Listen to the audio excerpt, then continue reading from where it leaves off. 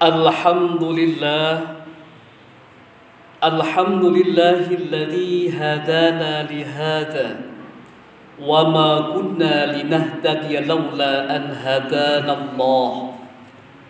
Ashhadu an la ilaha illallah wahdahu la syarika lah wa ashhadu anna Muhammadan abduhu wa rasuluh la nabiyya ba'da. Allahumma salli wa sallim ala sayyidina wa habibina wa qurrati a'yunina Muhammadin wa ala alihi wa ashabihi wa man tabi'ahum ila yaumal qiyamah. Amma ba'du, fa ya ibadallah, usikum wa nafsi bitaqwallah. Ittaqullah haqqa tuqatih wa la tamutunna illa wa antum muslimun. Puji syukur kehadiran Allah Subhanahu wa taala yang telah memberikan hidayahnya kepada kita. Seandainya Allah tidak berkenan sama kita untuk meringankan langkah-langkah kaki untuk menuju masjid kita tercinta ini, tentu pada siang hari ini kita tidak akan bersimpuh di hadapan Allah Subhanahu wa taala. Aku bersaksi bahwa tiada Tuhan selain Allah, dan aku bersaksi bahwa Nabi Muhammad adalah utusan Allah. Salatullah wassalamuhu senantiasa tetap tercurahkan ke Sayyidul Wujud Muhammad sallallahu alaihi wasallam, berikut keluarga, sahabat, dan siapapun yang mengikuti hingga akhir hayatnya. Ma'asyiral muslimin wa zumratal mu'minin rahimakumullah. Di mimbar ini izinkan khotib menyampaikan sebuah konten khotib yang berjudul Muhasabah Toxic People. Apa itu toxic people?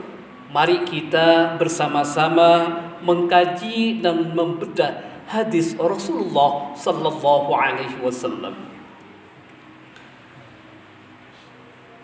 Sidang salat Jumat yang berbahagia. Selain itu, saya berwasiat untuk diri saya pribadi dan jamaah sidang salat Jumat yang berbahagia agar senantiasa selalu bertakwa kepada Allah, tetap berpegang kepada agama Islam, karena Allah berfirman, A'udzu billahi minasyaitonir rajim. Bismillahirrahmanirrahim. Ya ayyuhalladzina amanu taqullaha haqqa tuqatih wa la tamutunna illa wa antum muslimun. Hai orang-orang yang beriman, bertakwalah kepada Allah sebenar-benarnya takwa kepadanya, dan janganlah sekali-kali kalian mati melainkan dalam keadaan beragama Islam. Quran surah Ali Imran ayat 102. Perintah Allah Subhanahu wa taala untuk bertakwa dengan sebenar-benarnya adalah menjalankan perintahnya, tidak melanggar larangannya, taat kepadanya dan tidak bermaksiat kepadanya, mengingatnya dan tidak melupakannya. Sedangkan larangan meninggal dunia kecuali dalam keadaan Islam adalah perintah untuk selalu berpegang kepada agama Islam. Biasanya seseorang yang meninggal dunia dalam keadaan sebagaimana biasanya, seseorang yang rajin beribadah meninggal dunia dalam keadaan beribadah. Seseorang yang rajin berbuat maksiat pun meninggal dunia dalam keadaan bermaksiat.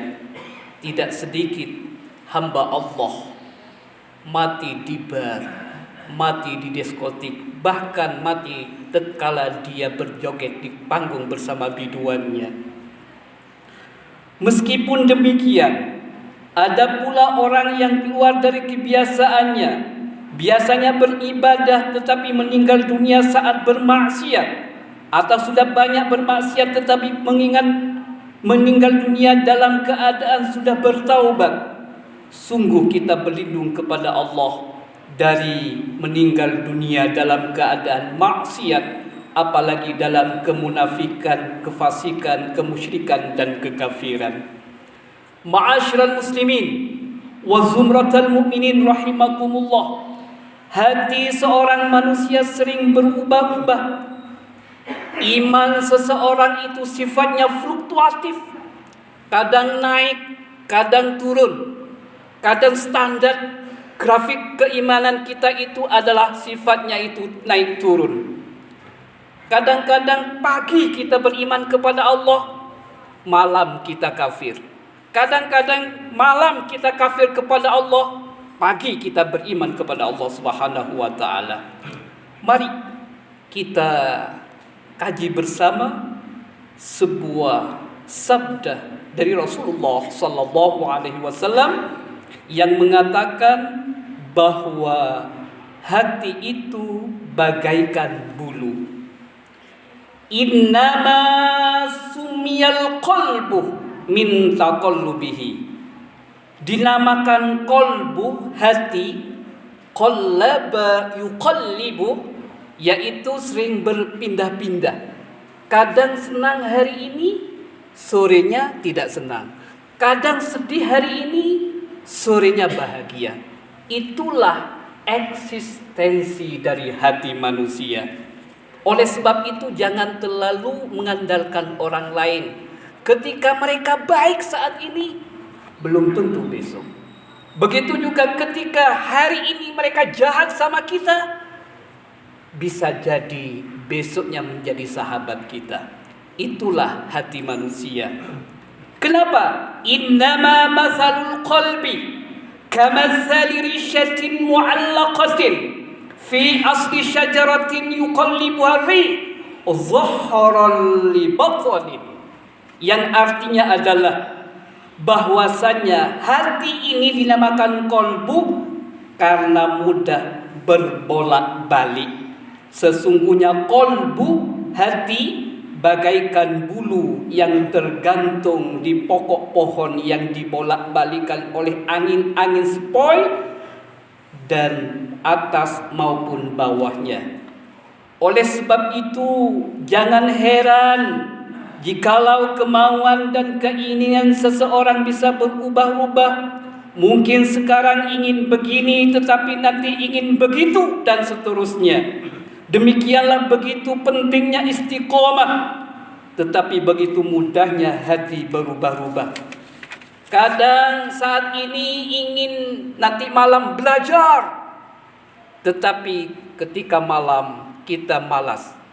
Bahkan saya dalam 2 minggu ini punya komitmen harus menulis buku 30 judul yang berisi IPN. Maksud hati seperti itu. Tetapi kadang-kadang kendala tadi malam, kadang ngantuk, kadang pusing kepala, sehingga hari ini, deadline hari ini, yang sedianya 3 buku saya harus kirim ke penerbit, hanya 2 buku. Yang satunya tidak bisa. Kenapa? Karena hati ini kadang-kadang tidak sesuai dengan harapan. Ya muqallibal qulub, tsabbit qalbi ala dinik. Wahai Tuhan yang membolak-balikan hati, tetapkanlah hatiku berada di atas agamamu. Oleh sebab itu, mari doa-doa seperti ini senantiasa kita panjatkan manakala kita beribadah kepada Allah. Ya muqallibal qulub, tsabbit qalbi ala dinik. Ya Allah, istiqomahkan hati kita agar selalu berpegang teguh terhadap agamamu. Ma'asyiral muslimin wa zumratal mu'minin rahimakumullah. Sesungguhnya hati kedudukan dalam mengikuti kebaikan dan keburukan serta berubah-ubahnya berbagi menjadi 3. Yang pertama, hati yang dimakmurkan dengan ketakwaan, disucikan dengan riyadhah, dibersihkan dengan akhlak tercela, dibersihkan dengan sholat berjamaah dan rutin sholat berkewajiban sholat Jumat. Termasuk kita, mudah-mudahan hati kita dimakmurkan oleh Allah Subhanahu wa Ta'ala. Yang kedua, hati yang dihinakan, hati yang mengikuti hawa nafsu, terjerembari oleh perbuatan keji, terkotori oleh akhlak tercela. Di situ penguasaan setan akan lebih dominan karena mendapatkan tempat yang lapang dan keimanan menjadi lemah. Hati yang demikian akan dipenuhi oleh hawa nafsu sehingga cahaya akan padam, mata serasa dipenuhi asap sehingga tidak bisa melihat kebaikan. Peringatan dan nasihat pun tidak lagi berguna baginya. Yang terakhir, yang ketiga, hati yang terombang-ambingkan. Ada saatnya dia mengikuti hawa nafsu sehingga melakukan perbuatan maksiat, tetapi di saat yang lain ia mendapatkan nur atau cahaya keimanan sehingga terbimbing untuk melakukan kebaikan. Kadangkala setan datang untuk mempengaruhi akal manusia. Ia lalu membisikkan ke dalam telinga kita, kepada diri kita untuk melakukan kemaksiatan. Ketika hati enggan untuk melaksanakan ajakannya, setan pun berkata, "Tidakkah kau melihat si Anu, si Fulan dan si Fulan itu? Mereka melakukan kemaksiatan juga tidak apa-apa. Bahkan dia itu lebih enjoy, lebih bahagia, bahkan lebih kaya dari Anda." Bahkan untuk memuluskan jalannya, setan mencontohkan orang yang berilmu, orang alim, ustadz, kiai, syaikh, mursyid.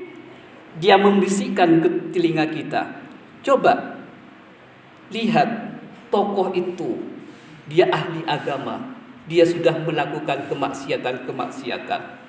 Nah, ketika hati kita dicekoki oleh bisikan-bisikan seperti itu, lama-kelamaan ia akan terbujuk oleh setan dan mengerjakan kemaksiatan. Akan tetapi di sisi lain malaikat pun membisikkan kebaikan kepadanya. Malaikat, karena tubuh manusia itu ada korinnya, ada pendampingnya. Dan itu sudah diinstal oleh Allah Subhanahu wa Ta'ala. Dan ini tidak bisa diruqyah. Korin yang satu adalah malaikat, korin yang satu adalah setan. Termasuk Rasulullah juga ada korinnya. Cuman setan yang menempel kepada Rasulullah sudah diislamkan oleh Allah Subhanahu wa Ta'ala. Oleh sebab itu, ketika kita melakukan kebaikan-kebaikan, maka di pundak-pundak kita itu ada malaikatnya Allah Subhanahu wa Ta'ala.